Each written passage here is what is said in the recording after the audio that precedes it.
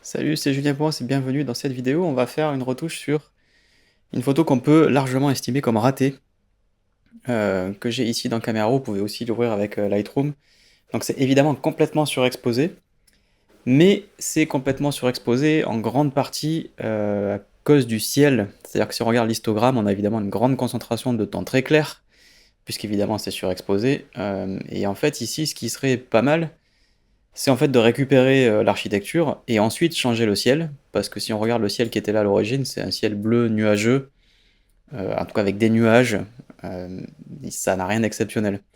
Et en fait, on se rend compte que l'information, elle existe dans le fichier, c'est évidemment la puissance du fichier brut, c'est que beaucoup d'informations que vous avez à la prise de vue sont incrustées dans le fichier brut, et le logiciel de dématrissage tel qu'il l'affiche par défaut ne vous rend pas compte forcément de tout ce qui est disponible dans le fichier en termes de matière visible, ou en tout cas que l'on peut rendre visible. Ici, vous voyez que je peux rendre visible beaucoup de choses sur la façade de cet immeuble. On pourrait se mettre à peu près comme ça, et vous voyez que déjà on a fait quand même un gros saut.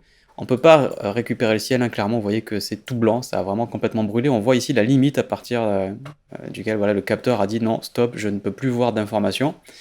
Donc en gros, quand on ramène cette information ici au niveau de l'histogramme dans ce qui est visible, on a fait notre retouche pour l'immeuble dans la meilleure, on va dire le truc le plus académique possible, mais en réalité, moi j'ai pas besoin de restaurer autant, on peut avoir un immeuble qui est quand même un peu plus clair pour avoir un petit peu plus de pêche.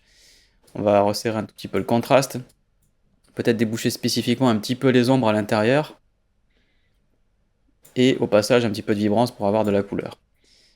Maintenant, on peut ouvrir dans Photoshop, donc ça s'ouvre, comme vous le voyez en bas, en Pro Photo RGB et en 16 bits. Donc on va cliquer sur ouvrir, on va préférer le profil incorporé évidemment, et on va cliquer sur OK. Donc l'image est maintenant dans Photoshop, donc là le but du jeu maintenant c'est de changer le ciel. On va déverrouiller l'arrière-plan, on va faire une sauvegarde. Donc hop, et j'ai mon fichier de travail et mon fichier de sauvegarde, on enlève les majuscules, c'est pas la peine. Et donc sur travail, vous voyez que ici on a des fonctions sélectionner un sujet, supprimer l'arrière-plan. On peut aller dans édition et on va trouver remplacement du ciel. Donc il va faire un petit travail automatique en espérant qu'il ne se trompe pas, mais bon, au pire, quand bien même sur cette photo il faudrait faire un masque manuel. On est sur un motif très géométrique, hein, le bâtiment, ce serait pas compliqué de faire un masque à la main. Donc ici je travaille sur un petit MacBook Air, donc ça prend un peu plus de temps. J'ai envie de dire que si vous aviez une machine un peu plus puissante, le remplacement du ciel, ça fait pas partie des trucs les plus rapides que l'on connaisse dans Photoshop. Il y a des trucs qui sont plus complexes et qui pour autant sont quand même plus rapides, mais vous voyez comment c'est pas non plus... ça prend pas 3 plombes. Accessoirement, je suis en train d'enregistrer un écran, donc un Apple Studio Display en 5K, donc quand même, que déjà on puisse faire tout ça, c'est déjà pas mal. On va évidemment choisir un ciel qui correspond à ce qu'on avait à l'origine, donc en gros c'est plutôt un ciel que l'on voit bien d'en dessous, donc quelque chose plutôt comme ça. Et ici, il est pas vraiment au niveau en termes de lumière. On voit aussi que le masque est pas tip top. Donc en gros, ici, il faudrait quand même pas mal retoucher le ciel. Alors si vous mettez sortie vers nouveau calque, on va cliquer sur OK. Vous voyez qu'on a maintenant le ciel sur le masque et on voit que ce masque, voilà, il est quand même un petit peu cracra. Donc ici, si on va sur le masque de fusion avec Alt-clic, on voit qu'il reste des résidus. Donc vous pouvez, si vous voulez vraiment avoir quelque chose de parfait, évidemment, peindre en blanc et en noir pour venir corriger. Donc là, alors là j'ai le crayon, c'est peut-être pas le plus malin, on va prendre plutôt le pinceau. Et voilà, on peut mettre en noir notre bâtiment. Donc si on zoome très très très près, et qu'on prend une brosse un peu plus petite, tac, on va pouvoir faire un shift. Hop, petite transition pour vous dire que si vous cherchez mes tutos, vous avez les liens dans la description évidemment, mais sur tuto.com c'est hyper simple, on va sur tuto.com et on tape Julien Ponce. Vous pouvez laisser tout attaché ou par espace, vous voyez que ça tombe automatiquement sur mon profil. Vous avez tous les derniers tutos classés par chronologie, donc les plus récents sont en haut. Si vous cherchez des formations complètes, vous avez carrément un onglet formation complète et ensuite par logiciel. Donc si vous cherchez une formation complète à Photoshop, hop, il y a la petite pastille Photoshop, ça peut être sur Lightroom, ça peut être sur Camera Raw, etc. Donc j'ai fait des formations complètes à tous les logiciels de retouche photo, puisque c'est à peu près pour ça quand même essentiellement qu'on me connaît sur internet. Donc en gros, Photoshop, Capture One, DxO, Affinity Photo, Luminar, il y en a pour tous les goûts. Mais si vous voulez juste trier par la chronologie, vous avez le plus récent, et ensuite par exemple les plus suivis, les mieux notés. Vous avez d'autres filtres comme par exemple la durée, si vous cherchez des tutos gratuits en moins de 15 minutes, juste pour apprendre un truc rapide aujourd'hui, hop, on coche, et vous voyez que ça se trie très rapidement, très facilement. Voilà, on retrouve la suite du tuto, merci. Hop, et vous voyez, on fait des droites. Hop.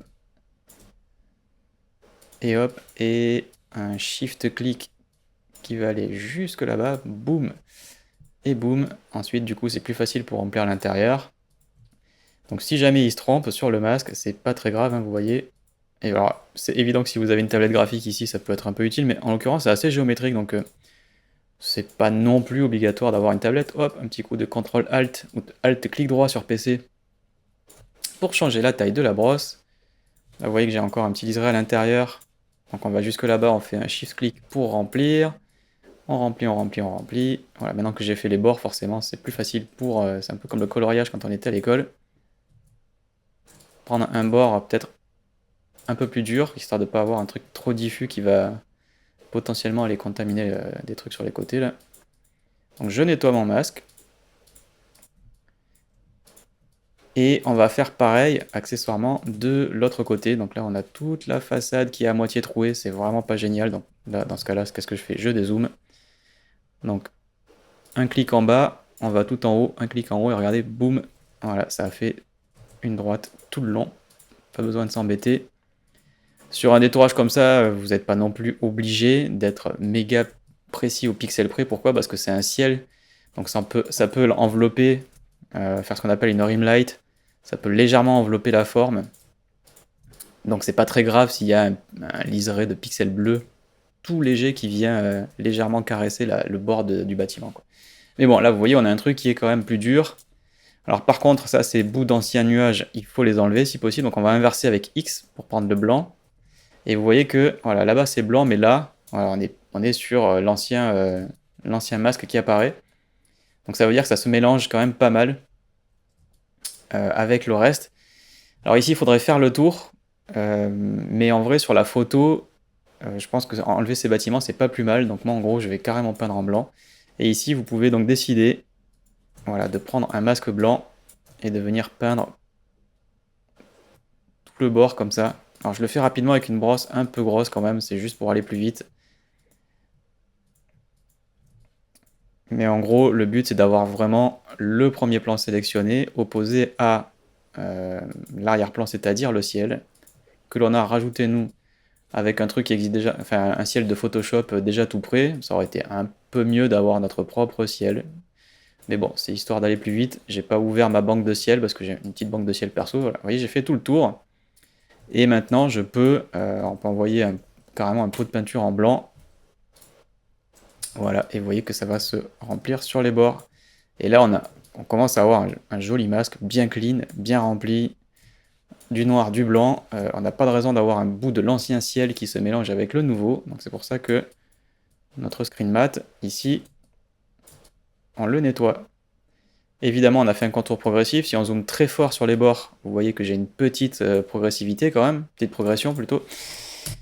Et si on fait CTRL-0 affichage écran, Alt-clic, voilà, là on a un masque qui est ultra propre. Bon, par contre, notre ciel, il n'est pas au niveau, regardez l'ancien bleu, il n'est pas tout à fait au niveau. J'ai aussi un bout du bâtiment qui mériterait d'être pris. Vous voyez ici dans le masque, on a un petit liseré, mais ça c'est pas grave, on peut refaire un petit coup tout à l'heure. Donc il n'est pas assez... alors on voit aussi accessoirement que les ciels de Photoshop sont crado, hein, donc c'est pour ça que je me dis qu'il faudrait mettre nos propres ciels, mais là c'est dans un but pédagogique évidemment. Je vous invite à faire cette retouche en utilisant des ciels qui sont de bonne qualité et qui puissent supporter la taille de l'image. Ici c'est une image qui fait quand même 5000 pixels de haut, hein, même si c'est un modeste Canon 6D. Les ciels que vous donne Adobe dans Remplacer le ciel ne sont pas prêts de se mettre en bonne qualité sur une image qui fait 5000 pixels de haut. Donc là, on va avoir notre ciel, on va faire par-dessus une teinte saturation. Et on va le faire un alt-clic entre les deux pour que ça s'applique, vous voyez, que sur le ciel. Donc maintenant là-dessus, je peux décaler, vous voyez, légèrement la roue chromatique, aller légèrement vers la gauche pour que ce soit un peu plus bleu et non pas mauve. Parce que vous voyez, par défaut, la teinte générale, il y a un léger voile magenta, alors que dans mon ciel d'origine, on est vraiment sur un bleu cyan bien estival. Donc là, quand vous mettez un ciel, il faut venir maintenant retrouver les valeurs que l'on avait sur l'ancien ciel pour que les reflets puissent correspondre. On va saturer un petit peu et on va faire encore un calque de réglage, cette fois-ci courbe. Pareil, on va l'écreuter, donc on va faire une autre méthode, on va appuyer sur ce bouton ici pour que ça ne s'applique que sur le calque d'en dessous, c'est-à-dire le ciel. Et là, ce que vous pouvez faire, pareil, c'est rendre un peu plus de contraste. Donc en allant vers la gauche, on rend les blancs plus blancs. Et peut-être pousser aussi l'ensemble des tons clairs. Voilà, et là, vous voyez, regardez, avant et après, on a quand même mis le ciel au niveau de ce qu'on avait dans les reflets.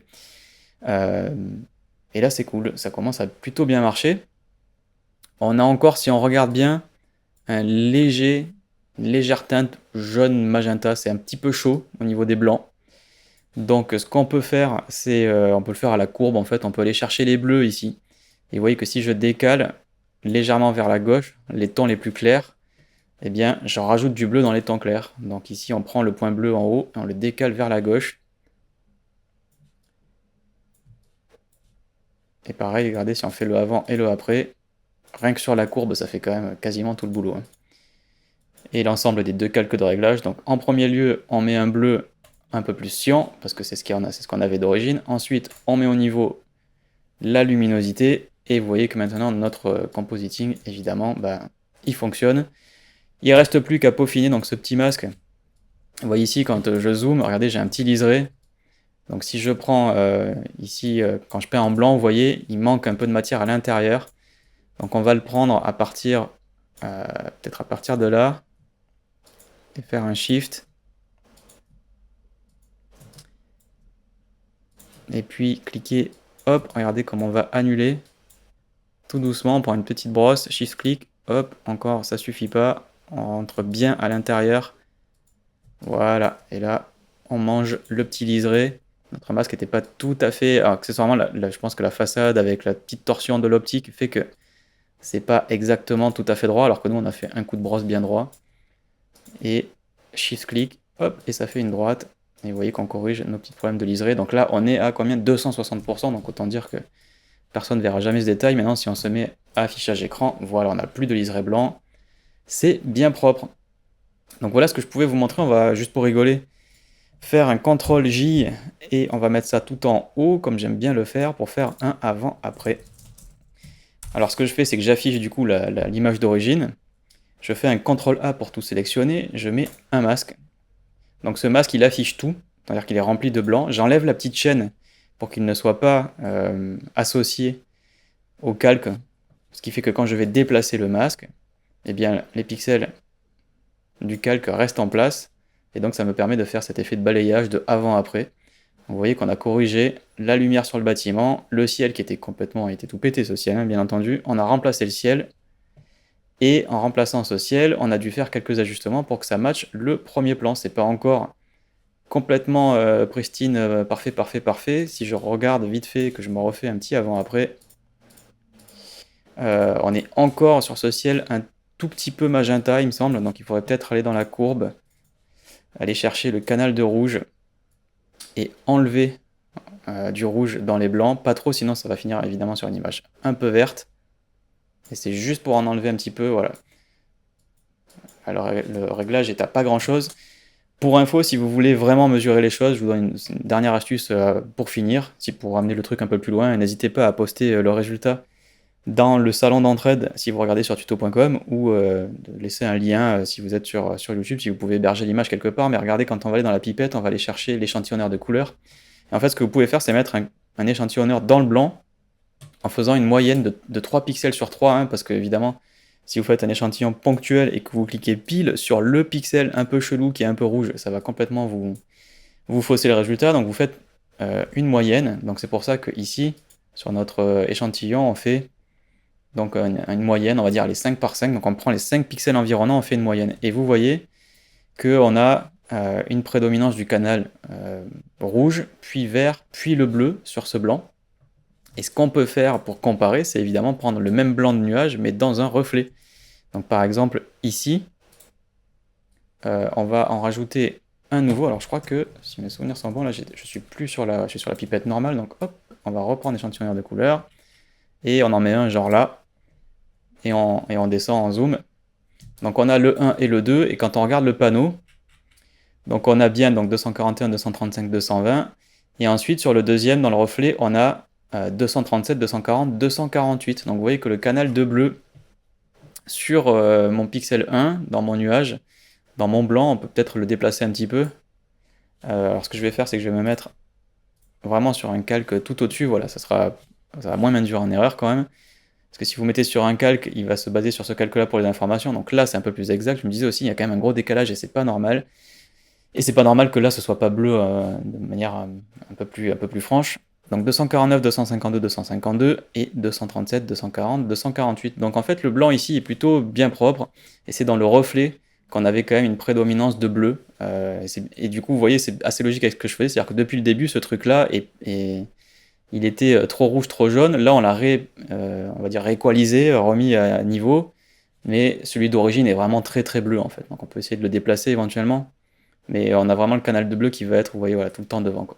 Donc pensez bien à vous mettre sur un calque vide pour prendre le produit de tous les pixels, hein. Moi, vous voyez, quand je sélectionne, si on regarde les valeurs de gauche, ce sont les valeurs du pixel avant l'application du calque de réglage, donc il faut bien regarder ce qu'il y a à droite. Mais si vous voulez être sûr de ne pas vous tromper, vous pouvez vous mettre sur calque 1, un calque tout vide tout en haut, et au moins les valeurs sont les bonnes. Donc en gros, là, si on voulait vraiment complètement équaliser, soit on envoie du bleu dans le calque du ciel qu'on a rajouté, soit on enlève du bleu dans le calque de l'immeuble. Donc on pourrait par exemple se mettre sur ici le calque travail et faire un petit niveau pour enlever un petit peu de bleu, ou se mettre ici et rajouter du bleu par exemple avec un nouveau calque de réglage, hop, un petit coup de niveau. Pareil, toujours en écreutage, on prend la couche de bleu et c'est ici que vous allez pouvoir ajouter du bleu, hop, pardon, sur l'entrée, pas la sortie, voilà. Et peut-être que vous allez pouvoir rééqualiser un tout petit peu par rapport à ce qu'on avait avant dans le reflet. Voilà, et puis quand on revient, on va retrouver dans le propriété les informations. Donc il faut juste aller les réafficher, hop, elles sont là, voilà. Et vous voyez qu'on a un petit peu réduit l'écart. Bon voilà, il faudrait y passer encore un tout petit peu de temps, vous voyez que déjà à l'œil nu, c'est quand même, ça passe. Maintenant, si vous voulez faire un compo vraiment hyper propre, c'est bien de comparer les points les plus blancs de l'image sur ce qu'on appelle la plate, donc le métrage quand on travaille en vidéo, donc en gros la source, et l'élément que l'on a rajouté, l'élément qui est composité, en l'occurrence ici le ciel. Il faut toujours bien comparer ces points noirs, ces points blancs, et s'il y a une dominante de couleur dans ceci, parce que c'est là que vous allez trahir votre retouche. Alors je vous laisse là-dessus. N'hésitez pas à consulter donc ma formation complète à Photoshop où j'aborde ces points en détail avec de nombreux exercices pratiques. On se retrouve très bientôt pour un nouveau tuto de retouche. Merci de m'avoir suivi. Bye bye.